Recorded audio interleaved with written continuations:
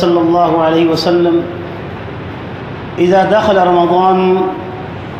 فتحت ابواب السماء وفي رواية فتحت ابواب الجنة وفي رواية فتحت ابواب الرحمة وغلقت الشياطين وغلقت ابواب جهنم وغلقت ابواب جهنم وسلسلت الشياطين او كما قال علیہ الصلاۃ والسلام۔ محبوب کریم حضرت محمد رسول اللہ صلی اللہ علیہ وسلم کا پاک اور پیارا ارشاد ہے، سیدنا ابو ہریرہ رضی اللہ تعالیٰ عنہ روایت کرتے ہیں، آپ نے فرمایا اذا دخل رمضان، جب رمضان المبارک داخل ہو جاتا ہے، یعنی رمضان المبارک کا چاند نظر آ جاتا ہے،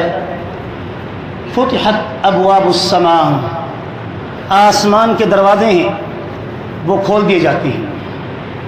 آسمانوں کے دروازے سال بھر بند رہتے ہیں، مگر رمضان المبارک کے چاند نظر آتے ہی آسمانوں کے دروازے اس لیے کھول دیے جاتے ہیں کہ آج امت محمد صلی اللہ علیہ وسلم کے اعمال کو نہیں دیکھا جائے گا، بلکہ نیتوں کو دیکھ کر ان کے اعمال کو بڑھایا جائے گا۔ یہی وجہ ہے کہ ابواب کہ فتحت ابواب السماء، آسمانوں کے دروازے کھول دیے جاتے ہیں،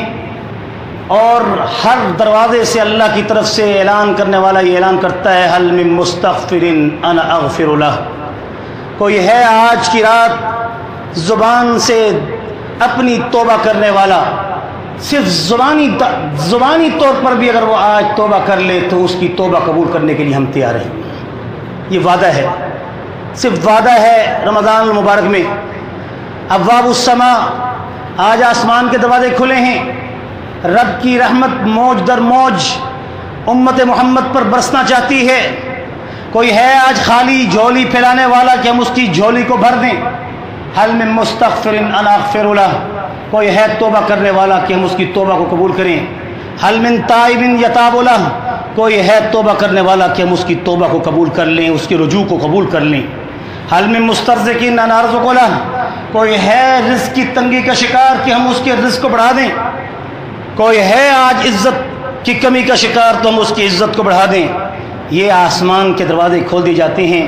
وفی روایت ابواب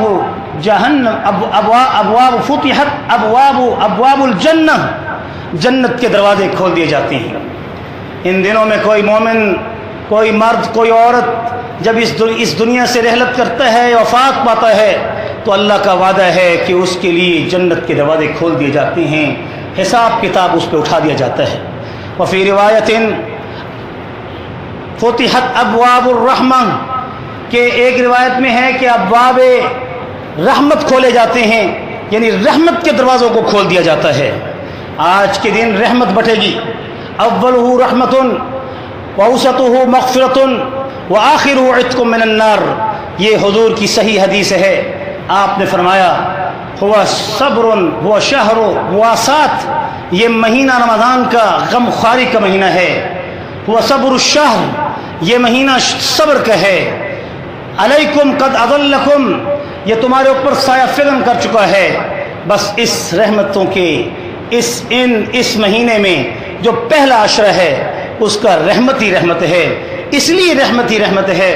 کہ کوئی گنہگار یہ ذہن میں مت رکھے کہ میں کس منہ سے رب کے در پہ جاؤں اور اپنے گناہوں کی کیسے معافی مانگوں۔ اللہ نے کہا پہلے سے تمہارے اوپر رحمت کی جاتی ہے، آج گناہوں کو نہیں تمہاری اداؤں کو دیکھا جائے گا۔ آؤ صحیح، مسجدیں بھر چکی ہیں، یہ مسجدیں بھری رہنی چاہیے، تب تو ہے آپ کی ذوق اور شوق کا کمال۔ اگر یہ رحمت کے دروازے تمہارے لیے مسجدوں کو بھر رہے ہیں تو اس میں کوئی شک ہو سکتا ہے کہ مغفرت کے دروازے نہ کھلیں۔ یہی وجہ ہے کہ رحمت کا دروازہ کھل چکا ہے، اس لیے مسجد بھر چکی ہے۔ یہ پہلی نشانی اور دلیل ہے، جو آ کے مسجد میں آ رہا ہے مغفرت کا دروازہ اس کے لیے خود بخود کھولا جا رہا ہے۔ اس لیے حضور اکرم صلی اللہ علیہ وسلم کی حدیث مبارک بڑی پیاری و واضح ہے کہ جس میں ابواب رحمت یا ابواب آسمان کے دروازے یا ابواب جنت، جنت کے دروازے 8 کھول دیے جاتے ہیں، اور ان میں ایک دروازہ ایسا خاص ہے، وہ للصائمین، روزہ داروں کے لیے ہے، اور اس دروازے کا نام، اس جنت کا نام ریان ہے۔ ریان دروازہ، یہ جنت کا وہ درجہ، یہ وہ حصہ ان مومنین کے لیے، مومنات کے لیے ہے جو رمضان المبارک کے روزے رکھتے ہیں۔ حضور نے فرمایا روزہ قیامت روزہ رکھنے والے اور مومنین مومنات و مسلمین مسلمات جو ایمان کی حالت میں اس دنیا سے رحلت کریں گے، اس وقت 2 قسم کی تکلیف ہوگی، ایک شدت پیاس ہوگی، ایک شدت بھوک ہوگی۔ شدت بھوک پیاس سے بڑھ کر ہوگی، یہاں تک کہ ابھی حساب کتاب جاری ہونے والا ہوگا کہ عرش کے نیچے دسترخوان بچھایا جائے گا، اور امت محمد رسول اللہ کی ان مؤمنین مؤمنات کو دعوت دی جائے گی کہ تم نے اللہ کی خاطر صبح سے شام تک کھانا چھوڑا، تم نے اپنی حلال منقوہ بیویوں کے پاس جانے سے رکے، یہاں تک کہ تم نے حلال روزی کمانے کی خاطر سچ اور اپنے اعمال کو دین کے مطابق، شریعت کے مطابق رکھ کر تم نے زندگی گزاری، اور گرمی کی شدت کو برداشت کیا، روزے کی شدت کو اور بھوک کی شدت کو اور پیاس کی شدت کو برداشت کیا۔ آج تمہیں حوض کوثر پہ جانے سے پہلے اللہ اپنے عرش کے نیچے ایسے دسترخوان پر تمہیں آج کھانے کی دعوت دیتا ہے کہ جس کے بعد پھر کبھی بھوک نہیں لگے گی، اس لیے کہ بھوک کا لگنا بھی تکلیف ہے، پیاس کا لگنا بھی تکلیف ہے۔ جنت میں ایسی تکلیفیں نہیں ہوں گی، مزے کے کھانے ہوں گے، جیسے ورزقہم من الثمرات، جیسے کہ تم پھلوں کو مزے کے طور پہ کھاتے ہو، ایسی جنت کی نعمتوں کو تم مزے کے طور پہ لوگے، کھاتے جاؤ گے، رچتا جائے گا، بستا جائے گا، اور پھر ڈگار مشک و عنبر کی طرح جو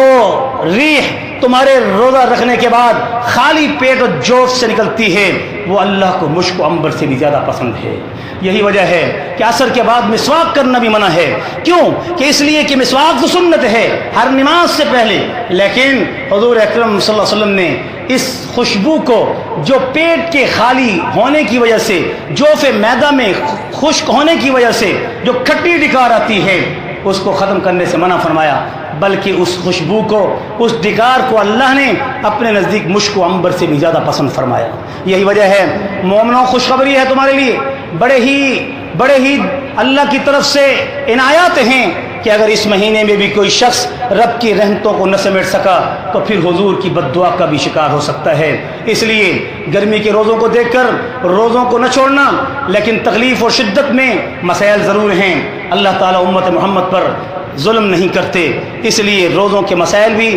وقفاً چیدہ آپ کو بتائے جائیں گے۔ اللہ تعالیٰ سے دعا ہے کہ اللہ تبارک و تعالیٰ ہمیں صحیح طور پر سنت کے طریقے کے اوپر چلتے ہوئے روزے رکھنے کی توفیق بھی نصیب فرمائے، اور رات کے قیام میں جاگ کر اللہ رب العزت ہم سب کو اللہ اپنی بارگاہ میں قبول و مقبول فرمائے۔ قرآن مجید کے ختم کو سننے اور سنانے کی پوری حق کے ساتھ توفیق نصیب فرمائے، اور رمضان المبارک اور قرآن مجید اور برہان نبی محمد الرسول اللہ صلی اللہ علیہ وسلم کی ان تینوں نوروں سے ہمارے سینوں کو منور فرما دے۔ ربنا آتنا فی الدنیا حسنہ وفی الآخرۃ حسنۃ وقنا عذاب النار وادخلنا الجنة مع الأبرار یا عزیز یا غفار یا رب العالمین، وصلی اللہ تعالی علی خیر خلق محمد وعلی آلہ واصحابہ اجمعین برحمتک یا ارحم الراحمین۔